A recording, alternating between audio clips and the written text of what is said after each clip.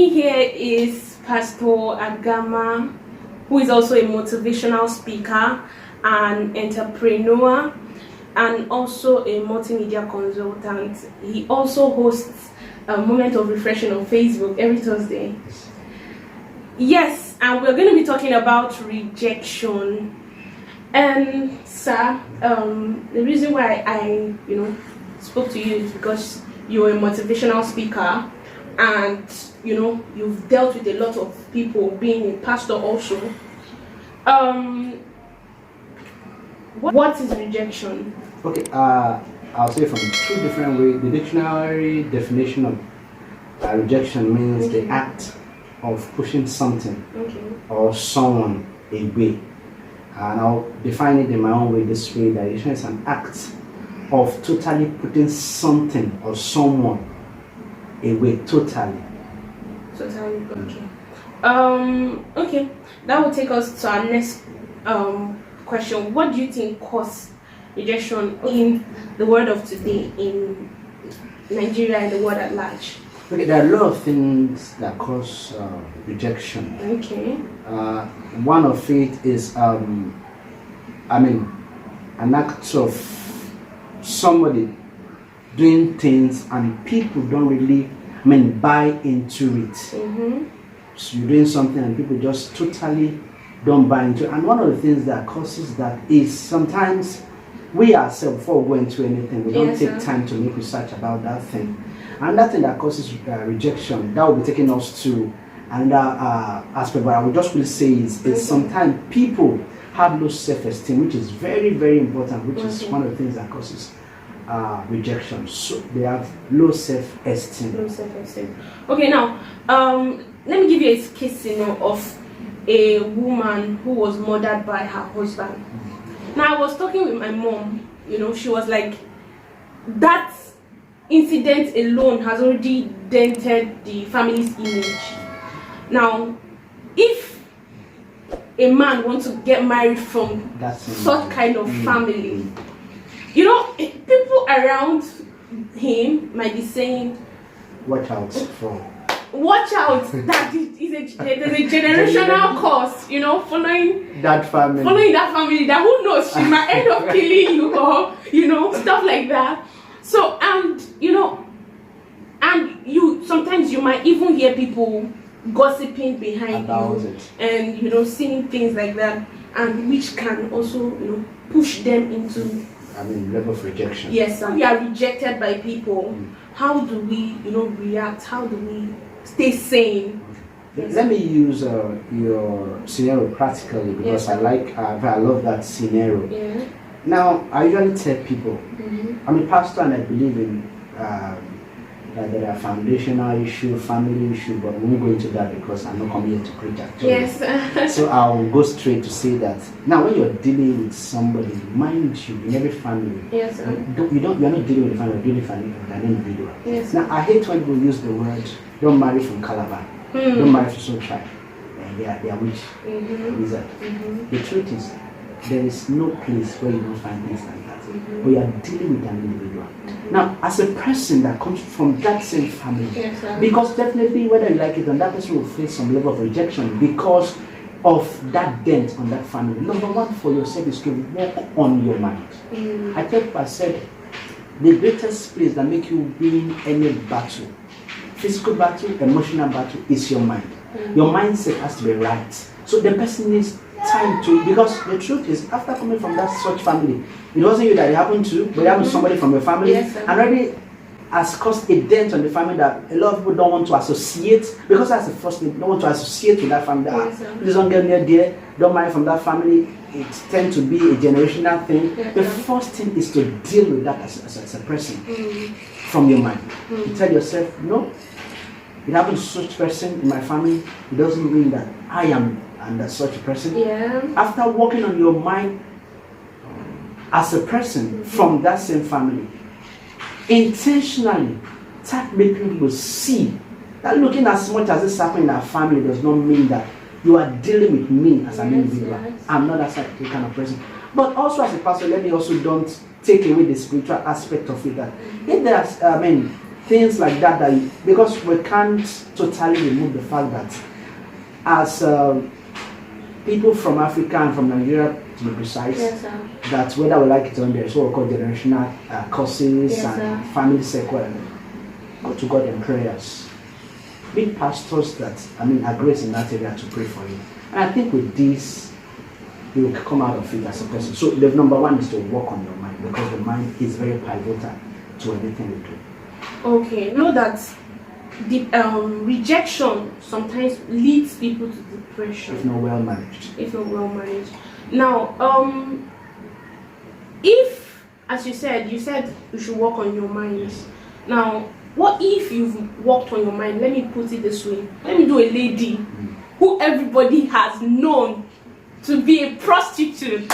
I mean, that lady can come and seduce anybody, or she has, she's everywhere around the society. I mean, everybody, somebody very, very, very known for with her that act. with that act. Now give her life to Christ. Okay, and now, God now called her. Anybody and everybody can be called. So God calls her, and she's like, okay, this is it. And sometimes going to meet the church, I won't want to use that. I'm just trying to paint a scenario. They might look at her like, oh, you've been in the world. I mean, what do you have to offer? Are you sure you are called, or you have to be tending? After maybe wasting your life. Yes, maybe wasting your life. So sometimes, some of those things can lead people astray and make them go back to whatever they were doing before. So even at office, you see a scenario of some people siding, some people siding, some people at work, So how do you influence your circle? How do you influence your circle even after you faced rejection as a person? How do you change the fact that, or change being rejected? All right. Actually, you're pushing me to start discussing how to undo rejection itself, but I'll just say something. And I'll try to see if I can. Go into that area. Now, one of the things I want us to understand is, looking at the scenario we also brought, is the fact that in forgiveness of sin, as it were, there are two people that play a very vital role, two important people. And I'm sure a lot of people will be shocked to hear this. God and yourself. God, because it's the one you pray, Lord have mercy on you. You yourself, because you need to also forgive yourself. That's the first aspect, forgiveness. The third aspect is you forgiving others.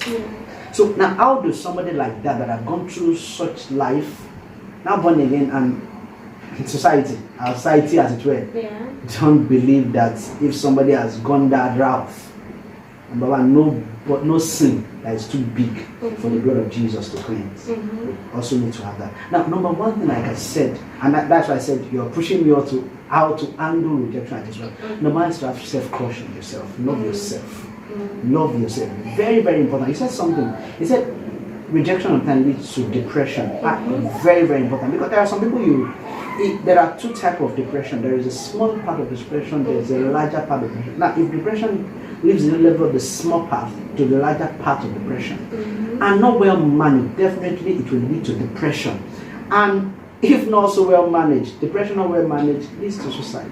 You hear a lot of suicide act these days, and we begin to ask ourselves, because people involved in it, so you'll be asking, why did this person commit suicide? You are doing well, you are rich, and I'll say this on a lighter note, that you'll be asking yourself that I thought typically Nigerians, nothing they happen, why will I commit suicide? Number two is to have self-caution. Number two is to have supportive people around you, the right people, positive set of people around you. The truth is that when you have surround yourself with the right people, you have the right mindset, you are seen. But if you surround yourself with negative vibes, what you get is negative. Join what you already have. Somebody is going through a lot already, and instead of being, the body being light, somebody has come hard to what that person is going through. The person, would enter into a shell, and eventually to get to depression. Eventually, if it's not well managed, I'm telling you, it may lead to suicide. So have the right set of people around you. Surround yourself the right circle. I think that's the word, the right circle. Positive-minded people. People that are positive. People that are not looking at you and relating with you with your past. Yeah. But telling you that, look, you're a new creator, you're a new person. All things are past. I see you there, have a new. You're a good person. You have a good mindset. You have a good morals. I think those are very good. Surround yourself with the positives and support you. Okay. Thank you very much, sir, for this short, you've educated us. And as you said, love yourself. He has already told us. He said self-crush, love yourself. And we thank you very much. As I said earlier on, Mr. Agama is a pastor. I'll be dropping his link on Facebook for the moment of refreshing, which holds every Thursday on Facebook. Please follow and be blessed, be blessed. So sir, before leaving, I don't mind, maybe you should pray for those who are depressed. All right. Pray for those going through rejection or depression. I would like to say this to you, that God loves you and He wants you to love yourself. Number two, see yourself the way God sees you. Don't see yourself the way your situation sees you. Don't see yourself with the way people see you. See yourself with the eye of God. And with this, I tell you, you will go far. I'll be praying for those that are going through rejection right now. I pray for you in the name of Jesus. Every form of rejection is cancelled in the name of Jesus. Those of you that it has gotten to a level of depression, I pray for you in the name of Jesus. Every spirit of depression, I cancel it in the name of Jesus. Every spirit of depression that wants to lead to suicide, I cancel in the name of Jesus. I pray for you in the name of Jesus that God, as many that the depression is taking them to the level that they are thinking of suicide, I cancel it this afternoon in the name of Jesus. I pray for you that everything that is weighing you down, weighing your spirit down in this season and beyond, that the Lord will take care of you. The Bible says, casting all our cares before Him, for He cares for us. Thank you, Lord, because you are God. In Jesus' precious name we pray. God bless you. I love you.